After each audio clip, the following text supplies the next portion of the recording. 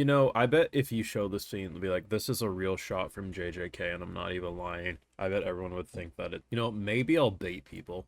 This will be part of the thumbnail. We go from this to that in this week's episode of JJK. But it's unironically not an issue. Yo, we actually just broke JJK. Everyone's fucking like, can we just like leave and pretend this never happened? Mr. Reggie gonna fuck you up, girl. What the fuck? Mr. Reggie wants you dead. Bro did. Oh! Yo, he ain't playing. Who the fuck are you? Is he half naked? I'm very confused on how things are staying tucked. Like, there's not even sideball going on there. This is the most awkward scene of all time. This is more awkward than the Evangelion elevator scene. Oh, it slipped. Okay. I'm glad to know that it's not perfect. It jiggled! It fucking jiggled! Oh. This might be my favorite ability. I thought the fucking judge, jury, and executioner was not anymore. This might be the coolest fucking ability. Absolutely wonderful. Those are just some of the highlights. Of course, the full live reaction is over on my Patreon if you want to catch that out. Help support the channel. But let's jump into it. JJK might have fallen off, but it was an intentional fall off, and that's what we love to see. Because seriously, the fact that this is an unironic, real shot from a JJK episode, this is the type of image that usually when anime production falls off, people are like, oh my god, One Punch Man season 3, like this is what people would unironically be pulling up to bitch about an anime falling off. Yet, I can unironically come up here and say, this being in a JJK episode is wonderful. And that's not just simply glaze because, oh my god, you glaze anything JJK. No, the way this character broke everyone's brain. Now, granted, have I talked with everyone? No. But if you're going to tell me that a man who's half naked, tucking his schlong and balls in such a way that for the most part, it stays not flopping around, but there was a couple times they had to bring up the censor bar because it was. And the more he interacted with these three characters who were trying to kill each other, the more it pulled away in such stupidity that a high-quality drawing would not be the way to get across the energy. So instead, hey, Mark, do you have a kid at home? Can he draw a quick drawing for us real quick? Like, that's the vibe it gives, and it's unironically amazing. Now, I knew what I was doing with the YouTube title, but I'm not lying. I never lie. It's always something from the video. But this is an intentional fall off that you just don't normally see, and it's simply fucking wonderful. I'm not gonna lie, this might be one of the stupidest characters we've ever had the pleasure of interacting with, and quickly I was like, well, Yuji always likes getting a new big brother. No, I think it's our boy here. I think it's time he finally has a big brother. He may not like it. He may be a little more nudist than he may enjoy. But the fact that they pulled off a scene that is best compared to Ava. Unironically, JJK had an Evangelion level scene this week, and it's when they just slowly but surely make the most awkward pause after his brain bleed. And anyone who's seen Evangelion and they know the elevator scene where it holds on to silence for like 2 minutes, that one's more awkward and tense because of the girls' kind of drama between each other. This one's awkward because it's fucking cringy and I love it. And I mean, his character in general, like there was actually times if you paid attention to the animation, he did such a tuck job that it was good, but there was times you saw the meat move in his outfit. And then there was times he was jump kicking so hard they had to put a censor bar because things were slipping. Because the whole time before anything was moving or slipping out, I thought to myself, maybe half of his suit isn't that he's naked. Maybe it's just like, it's designed to look like human skin. Nope. And I think there might be a practical reason for this outfit. Here's the thing, if you have a full bodysuit, you are going to be more restrained, even if it's like super spandexy, right?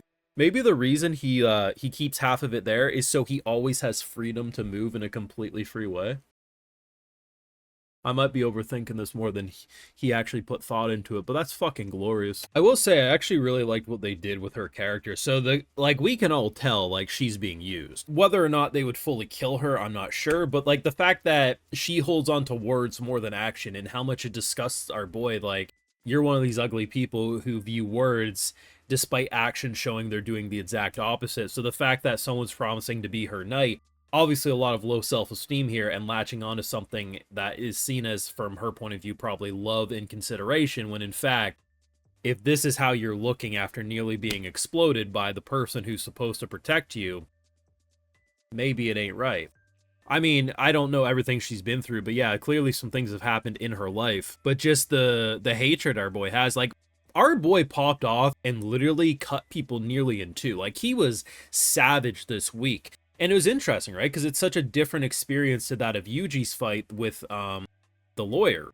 And I think it's so interesting seeing the polar opposite reactions to things. And then I think that's why I really like the silliness that got introduced randomly, because it helped relieve some tension, but still not make our boy seem like a pushover, right? Now, here's the thing. Last week, I was talking about how I think the whole court system ability was probably the coolest thing we've seen. And this is just going to sound like I say the same thing every week.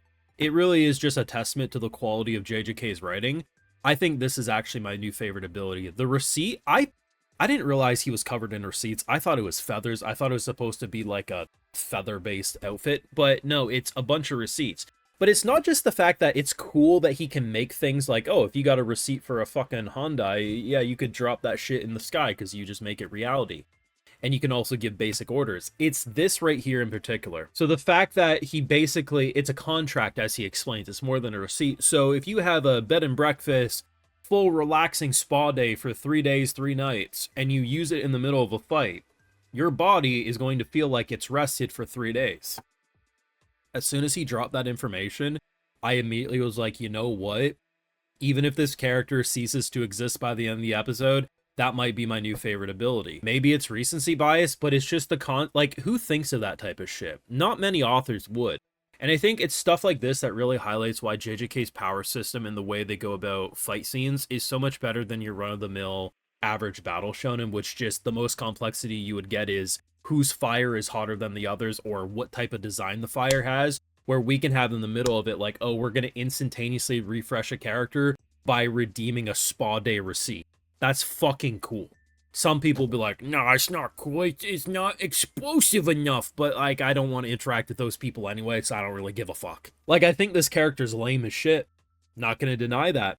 But hey, the half-naked man's also lame, but he entertained me greatly. You can entertain me, but I can also think you're lame. His outfit is lame as hell, but his ability is fucking cool. It would be so easy to give this man a fucking Yu-Gi-Oh! Duel disc and have him be... He could be aura farming with this ability. Is he aura farming? No. But do I still fucking like his character? Yeah. And if he stuck around for another 3 seasons, I'd be okay with that. If he dies tomorrow, I'm gonna be okay with that. It's just, it's such a clever ability and highlights why this show is so fucking good with its powers. Like, is it Oonga Boonga? Look at the animation, go brr, yeah. But there's complexities to it. There's the stories. Like, look at the girl crying desperately, like, he promised, like, yeah, don't talk bad about him. Like, there's emotional depth there. She's fucking insane. She's putting more trust into words than the actions around her, but that's still good writing.